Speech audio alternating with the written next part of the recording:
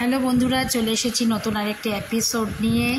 যে এপিসোডটা তোমাদের আগে দেখিয়েছিলাম খন্নানের রাজবাড়ি, সেটারই এটা সেকেন্ড এপিসোড। কেন কি রাস্তায় যাওয়ার পথে অনেক কিছু ছোট ছোট জিনিস আমি দেখেছি, যেগুলো না বললেই নয়, তোমাদের সঙ্গে না শেয়ার করলেই নয়।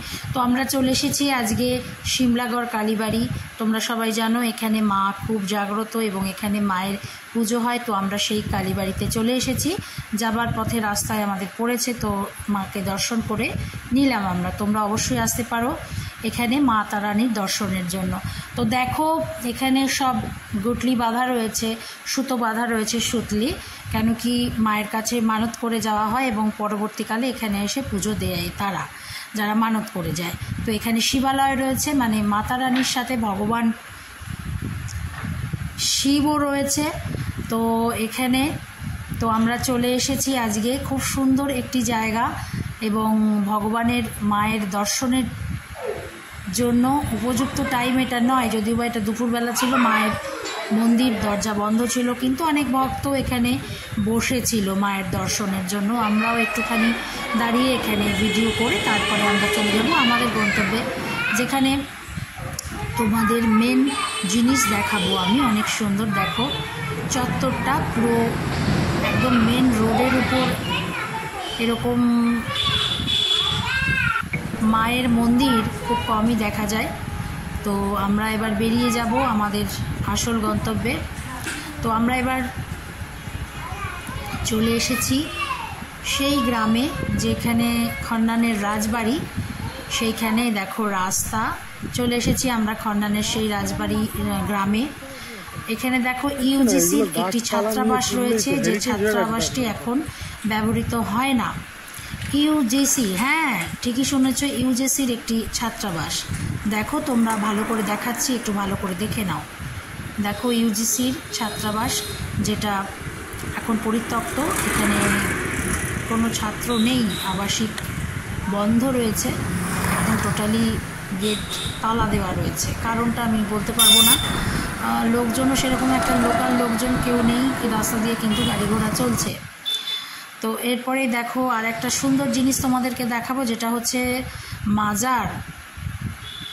হ্যাঁ ঠিকই শুনেছ, মাজার।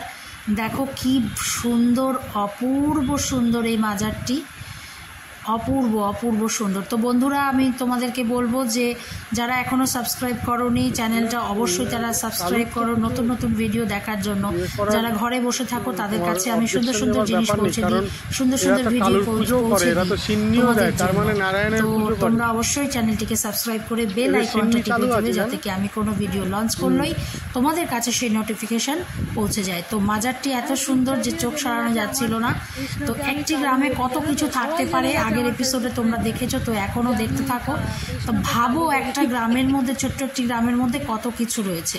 তো আমরা নেক্সট চলে যাব সেই রাজবাড়িতে, যে রাজবাড়িতে তোমাদের আগে এপিসোড আমি দেখিয়েছি। এই দেখো প্রথমে ঢুকেই, মানে মেন গেট থেকে ঢুকেই হচ্ছে এইরকম নাজারা তোমরা দেখতে পাবে। আমি ছোট্ট একটি ক্লিপিংস তোমাদের দেখালাম। এরপরে আরও একটি সুন্দর জিনিস তোমাদেরকে আমি দেখাবো, পুরো মেন এইটা জিনিসটা। তো অপূর্ব জিনিস, তোমরা দেখতে থাকো, আমার সাথে থাকো, সঙ্গে থাকো। আমরা ভিডিওর প্রায় শেষ দিকে চলে এসেছি।